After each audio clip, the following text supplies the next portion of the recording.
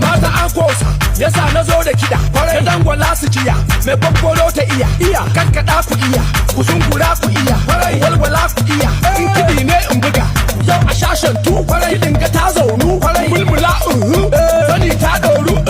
ku walwala kwankwaso ku girgiza kwankwaso ku mulkuje kwankwaso ku kankada kwankwaso ku walwala kwankwaso ku girgiza kwankwaso ku mulkuje kwankwaso ku kankada kwankwaso